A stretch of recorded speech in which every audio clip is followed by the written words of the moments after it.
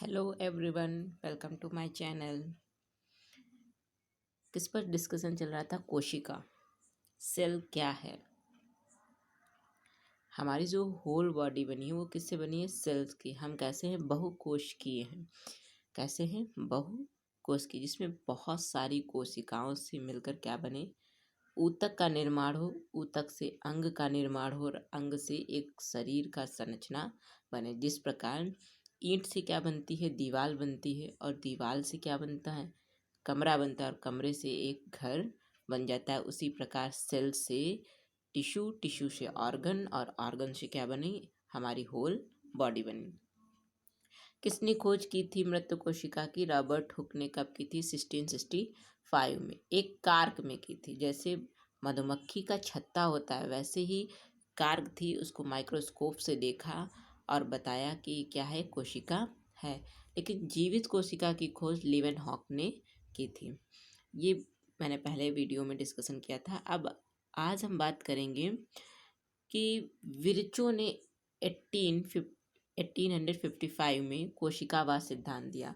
इन्होंने क्या बताया कि जो पहले कोशिकाएं हैं जो जीवित हैं, उन्हीं से अन्य कोशिकाओं का क्या होता है? निर्माण होता है। टाइप्स ऑफ सेल्स, कोशिका के प्रकार 2 टाइप्स होते हैं, prokaryotic cells and eukaryotic cells. Prokaryotic, pro का मतलब प्रिमिटिव, अविकसित या आद्य। कैरियोटिक, न्यूक्लियस, जिसमें जो न्यूक्लियस हो वो कैसा हो? अविकसित हो, जिसका पूर्ण रूपेण विकास ना हो। अगर क्वेश्चन पूछे कि कोशिका का मस्तिष्क किसे कहते हैं, तो आप क्या बताओगे? न्यूक्लियस को। क्या बताओगे? न्यूक्लियस। जैसे कि कंप्यूटर सिस्टम होता है उसको मॉनिटर कौन करता है? हमारा सीपीयू। इसी प्रकार न्यूक्लियस भी क्या करता है? केंद्रक, ब्रेन की तरीके से ही कार्य करता है। जो भी कोशिकाएं करती हैं उनका नियंत्रण करने का कार्य कौन करता है? न्यूक्लियस करता है। प्रोकैरियोटिक सेल्स किसमें पाई जाती है? नीले हरे शैवाल्स में और जीवाणु कोशिकाओं में। ऐसे जीव हैं जो कैसे हैं? एक कोश की हैं। इन्हें नग्न आंखों से नहीं देखा जा सकता। इनको देखने के लिए किसका प्रयोग किया जाएगा? माइक्रोस्कोप का प्रयोग किया जाएगा, सूक्ष्मदर्शी। इनमें जो कोशिका द्रव्य होता है, अब कोई कोशिका है उसमें, कोशिका ऐसे तो जीवित नहीं रहेगी, उसमें कोई तरल पदार्थ भरा होगा जिसे क्या कहते हैं? कोशिका द्रव्य कहते हैं, साइटोप्लाज्म, जो प्रोकैरियोटिक सेल्स में पूर्ण रूपेण फैली होती है।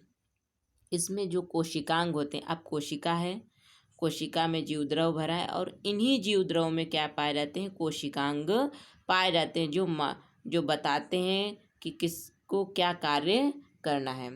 तो ये कोशिकांग इसमें अनुपस्थित होते हैं। किसमें? प्रोकैरियोटिक सेल्स में अनुपस्थित होते हैं। यूकैरियोटिक सेल्स, यू का मतलब होता है गुड, और कैरियोटिक मतलब न्यूक्लियस, केंद्रक। इसमें जो केंद्रक होता है वो पूर्ण रूपेण कैसा होता है? विकसित होता है, विकसित पाया रहता है। और ये यूकैरियोटिक सेल्स किसमें होती हैं? Plant cells and animal cells. इसमें जो साइटोप्लाज्म होता है, कोशिका द्रव, वो कहाँ होता है? केंद्रक और जो न्यूक्लियर मेम्ब्रेन है, ये केंद्रक है, और यहीं पर इसके आसपास क्या है? न्यूक्लियर मेम्ब्रेन ऐसे पाई जाती है। और इसी मेम्ब्रेन में क्या भरा होता है? साइटोप्लाज्म भरा रहता है, इसके बीच में ही भरा रहता है।